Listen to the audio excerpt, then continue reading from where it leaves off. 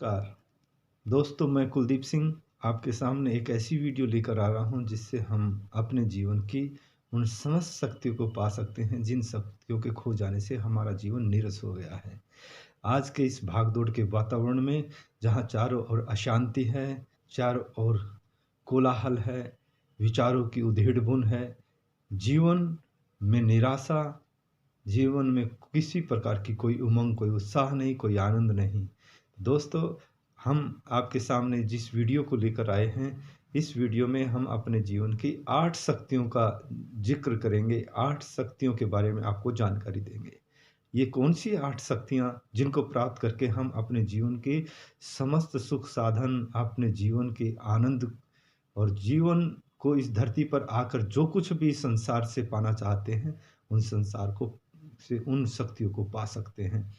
तो संसार में एक तरफ है सांसारिक सुख और एक तरफ है आध्यात्मिक सुख। आप संसार में आकर सांसारिक सुखों की भी प्राप्ति कर सकते हैं और आध्यात्मिक अर्थात आत्मा के प्रकाश को, आत्म के ज्ञान को प्राप्त कर सकते हैं। दोस्तों, हम 8 चक्रों के लिए आपको बताने जा रहे हैं। तो सबसे पहले चित्र में हम यह आपको एक रूपरेखा दिखा देते हैं कि इस चित्र के माध्यम से जो हमारे शरीर में 8 चक्र हैं, मूलाधार चक्र, स्वादिष्ठान चक्र, मणिपुर चक्र, अनाहत चक्र, विशुद्धि चक्र, आज्ञा चक्र, मनस चक्र और सहस्रार चक्र। 8 चक्र मूलाधार, स्वादिष्ठान, मणिपुर, अनाहत, विशुद्धि चक्र, आज्ञा चक्र, मनस चक्र और सहस्रार चक्र। अष्ट चक्र का जो हमें प्रमाण मिलता है वह वेदों से मिलता है।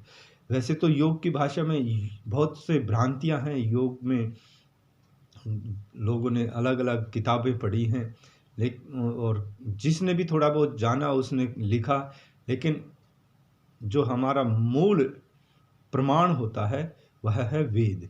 वेद में योग के अष्ट चक्रों के बारे में जानकारी दी गई है। अष्ट चक्राः नवद्वारा, ये वेद का श्लोक है। अष्टाचक्राः नवद्वारा देवानां पुरयोधा तस्याम हिरणः कोशाः स्वर्ग ज्योतिषवर्ताः। स्वर्ग ज्योतिषवर्ता, स्वर्ग हमारे मस्तिष्क को बोला गया है। 8 चक्रों में मैं आपको बता दूं, 8 शक्तियों में पहली 5 शक्तियां हमारे स्पाइनल कॉर्ड से, यानी कि हमारी रीढ़ की हड्डी से जुड़ी हुई होती हैं। रीढ़ की हड्डी में जो नर्व जाती हैं, उन नर्व में एक शक्ति होती है जिसको चुंबकीय शक्ति, विद्युतीय शक्ति कहा गया है। और 3 शक्तियां जो होती है वह हमारे मस्तिष्क से संबंधित होती है।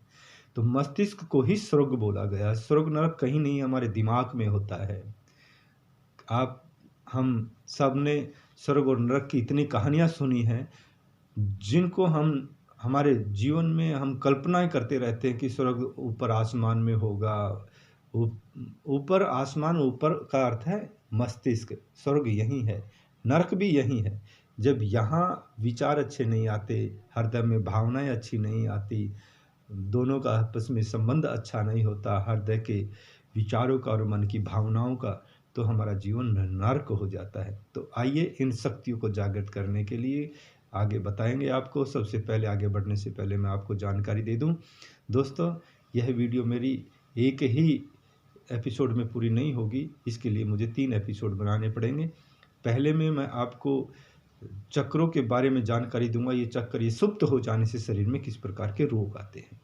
अगले वीडियो में मैं आपको बताऊंगा कि इन चक्रों को जागृत करने से, इन चक्रों को जगाने से, जो सुप्त अवस्था में हमारे शरीर में हैं, उनको जगाने से हमारे जीवन में किस प्रकार का आनंद, हम सुख भोग सकते हैं, पुरुषत्व को प्राप्त कर सकते हैं, अपने जीवन के अनंत आनंद की प्राप्ति कर सकते हैं। जो भी आप चाहते हैं, जैसा भी सुख चाहते हैं, वह आपको प्राप्त होगा। तो दोस्तों, सबसे पहले मूलाधार चक्र। मूलाधार चक्र हमारी मल द्वार और उपस्थ इंद्रिय अर्थात हमारी मूत्र द्वार के बीच में जो स्थान होता है उसको मूलाधार चक्र कहते हैं।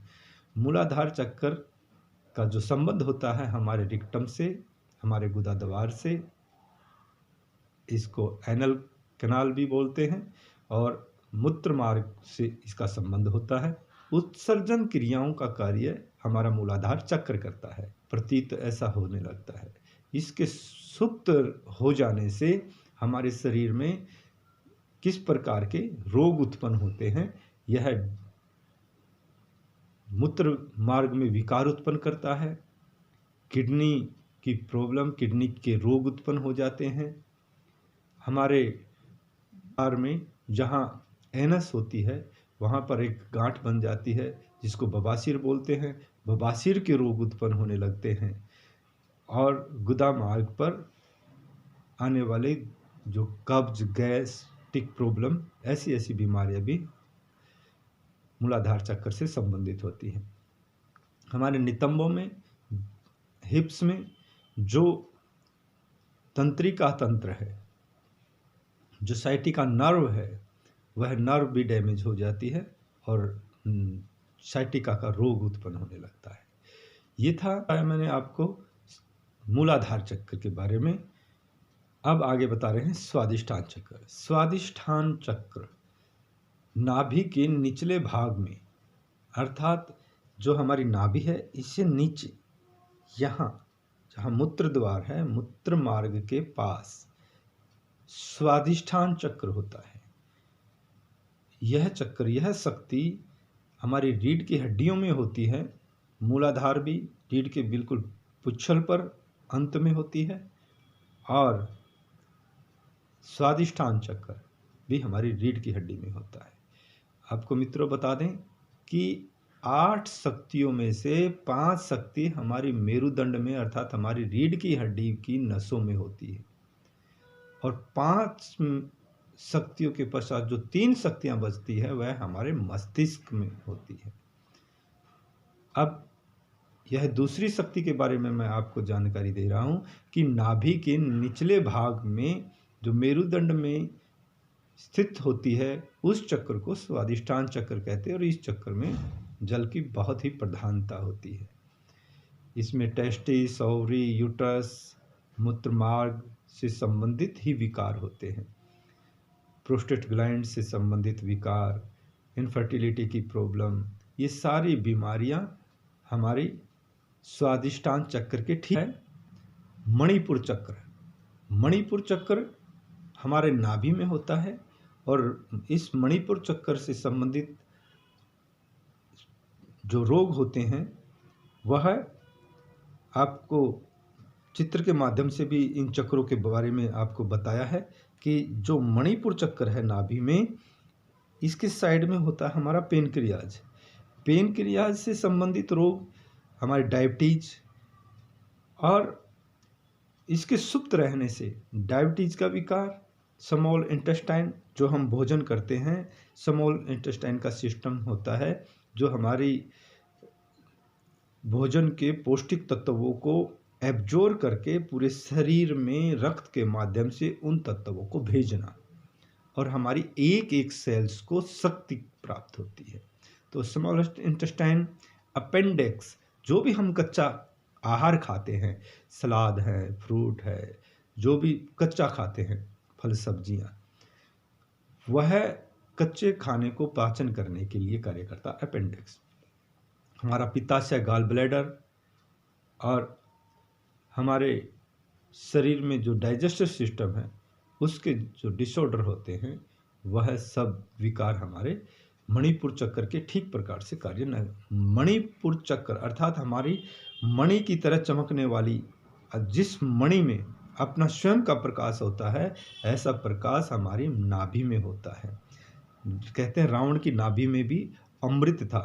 रावण भी बहुत बड़ा ज्ञानी था और बहुत बड़ा योगी था। रावण ने अपने योग के बल पर, आध्यात्मिक शक्ति के बल पर अपनी नाभि में प्राण शक्ति को एकत्रित कर अमृत को प्राप्त कर लिया था। अमृत अमर हो गया था, लेकिन भगवान श्री राम ने उस अमृत को सुखाकर ऐसा बाण मारा कि उस अमृत को ही सुखा दिया और रावण की मृत्यु हो गई। मेरुदंड के अंदर यह चक्र स्थित होता है, इसको अनाहत चक्र कहते हैं। अनाहत चक्र का जो कार्य होता है वह स्नायु तंत्र और ब्लड सर्कुलेशन को नियंत्रित रखने का कार्य हमारे अनाहत चक्र का होता है। अनाहत चक्र के सुप्त हो जाने से ब्लड प्रेशर की प्रॉब्लम और कार्डिया की प्रॉब्लम, हृदय रोग और थोरेसिक डिसऑर्डर की प्रॉब्लम, और ग्रास नलिका अर्थात जो हमारी आहार नलिका है, और श्वास से संबंधित जो विकार है, अस्थमा है, लंग्स इन्फेक्शन है, ऐसे ऐसे रोग अनाहत चक्र के कारण ही होते हैं। मित्रों, विशुद्धि चक्र हमारे कंठ में होता है। विशुद्धि चक्र कंठ में ही, मेरुदंड में ही होता है।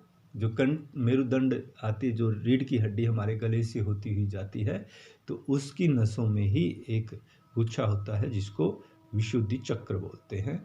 और उस शक्ति को जागृत करने के लिए हम अब योग के माध्यम से आगे बढ़ते हुए बताएंगे कि किस प्रकार से इन शक्तियों को हम जागृत करेंगे। तो सबसे पहले हम आपको जानकारी दे रहे हैं कि ये चक्र हमारे, ये शक्ति हमारे किस किस स्थान पर होती है, और इस चक्र को, इन शक्तियों को सुप्त रह जाने से, सोई हुई रह जाने से हमारे शरीर में किस प्रकार के रोग उत्पन्न हो रहे हैं। तो विशुद्धि चक्र के सुप्त हो जाने से हमारे लंग्स इन्फेक्शन, श्वसन तंत्र से रिलेटेड हमारा रेस्पिरेटरी सिस्टम और thyroid gland, disorder of oral cavity, नेत्र, आइज की प्रॉब्लम, ईयर की प्रॉब्लम और नेवल्स की प्रॉब्लम, स्वर तंत्र की प्रॉब्लम, इसी हमारे थायराइड ग्लैंड से होती है। थायराइड ग्लैंड्स का कार्य ही हार्मोन्स निकालने का काम होता है। जब हमारे हार्मोन डिसऑर्डर होते हैं तो बड़े भयानक परिणाम आते हैं। ये 5 चक्रों के बारे में आपको अभी बताया, ये हमारी रीढ़ की हड्डी से संबंधित है। अब आज्ञा चक्र, आज्ञा चक्र जो हमारे दोनों भ्रुकुटियों के मध्य में होता है। आज्ञा चक्र का कार्य हमारे दोनों भ्रुकुटी के मध्य में हमारी इच्छा शक्ति और प्रवृत्ति से संबंधित है। इसका सीधा संबंध हमारी पिनियल ग्लैंड से होता है, और पिनियल ग्लैंड का कार्य मस्तिष्क से संबंधित क्रियाओं को गतिशील करने का होता है, जो हमारी प्रसुप्त हो जाने से एपिलेप्सी अर्थात अपस्मार इसको बोलते हैं, मूर्छा होना, बेहोशी आ जाना, पैरालिसिस हो जाना, पक्षघात जिसको कहते हैं, अवसाद, डिप्रेशन और स्मृति का नाश हो जाना, इस प्रकार से ऐसे ऐसे रोग हमारे शरीर में होते हैं। जैसे मस्तिष्क से संबंधित जो रोग होते हैं वह हमारी पिनियल ग्लैंड्स के ठीक प्रकार से, पिनियल ग्लैंड्स एक ऐसी शक्ति है जिस प्रकार से हम उनके कार्य ना होने से हमारे शरीर में ऐसे ऐसे रोग उत्पन्न होते हैं। उसके पश्चात आता है आज्ञा चक्र के बाद यहाँ पर यह मनस चक्र होता है। इसको ललना चक्र, बिंदु चक्र भी कहते हैं योग की भाषा में। तो इन चक्रों का संबंध हमारे हाइपोथैलेमस से होता है, मस्तिष्क से होता है, और इसका कार्य जो होता है वह हमारे आवेगों को, जो हमारे इमोशंस हैं उनको, और मेधा को और हमारी नींद को कंट्रोल में करने का कार्य होता है, नियंत्रित करने का कार्य होता है। आप समझ ही गए होंगे, जब यह नियंत्रित नहीं होती, नींद नहीं आती तो पागल जैसे हो जाते हैं। बहुत ज़्यादा सारी नींद आती है तो भी हम बहुत सुस्त रहते हैं। हमारी बुद्धि जब ठीक प्रकार से, इंटेलेक्ट हमारे नियंत्रित में नहीं रहते हैं तो हमारा जीवन बर्बाद हो जाता है। तो मित्रों, मनस चक्र का कार्य हमारे हाइपोथैलेमस से होता है। हमारी जो पिनियल ग्लैंड्स हैं, हमारी पिनियल ग्लैंड, हाइपोथैलेमस और थैलेमस, इनको नियंत्रित करने का कार्य होता है। तो मनस चक्र के पश्चात सहस्राहट चक्र आते हैं। यह शक्ति केंद्र को मस्तिष्क और ज्ञान के संबंध से युक्त प्राविद्या का कार्य, आत्म बल को बढ़ाने का कार्य करता है मनस चक्र। यह शक्ति इतनी अद्भुत शक्ति होती है, आधुनिक शारीरिक विज्ञान में इस देह के सूक्ष्म कार्यों का जो आधार होता है वो शरीर के में जो स्थित स्थूल और दृश्य तत्वों को माना गया। इसलिए स्ट्रेस, डिप्रेशन, मैनिया जिसको उन्माद कहते हैं, साइकोलॉजिकल जो डिसऑर्डर होते हैं और भावनात्मक संवेगों से जो उत्पन्न होने वाली परिस्थितियां हमारे जीवन में होती हैं, जो नेगेटिविटी आती है, वह सहस्राहट चक्र के ठीक प्रकार से कार्य न करने से आती है। जो भी मनोविकार आते हैं, 2 प्रकार के विकार होते हैं शरीर में, एक शारीरिक जिसमें कि लीवर, किडनी, इस प्रकार के रोग उत्पन्न होते हैं। हार्ट की प्रॉब्लम होती है, आँखों की प्रॉब्लम होती है, ये दिखाई देते हैं। परंतु मानसिक रोग, जो मन के रोग होते हैं, जो भावनात्मक रोग होते हैं, वह रोग भी ठीक होते हैं जब हम इन चक्रों को पूर्ण रूप से स्वस्थ कर देते हैं। तो दोस्तों, आज के इस वीडियो में हम यहीं विराम देंगे। तो मेरे इस वीडियो समय में आगे बताएंगे कि किस प्रकार से इन चक्रों को जागृत किया जाता है, योग अध्यात्म से किस प्रकार से अपने जीवन को हम उत्तम बना सकते हैं, मानव से महामानव बना सकते हैं। तो मेरे इस वीडियो को शेयर कीजिए ज़्यादा से ज़्यादा, मेरे इस वीडियो को सब्सक्राइब कीजिए चैनल को और लाइक कीजिए। तो आज आपको यहीं तक, आज की यात्रा यहीं समापन होती है।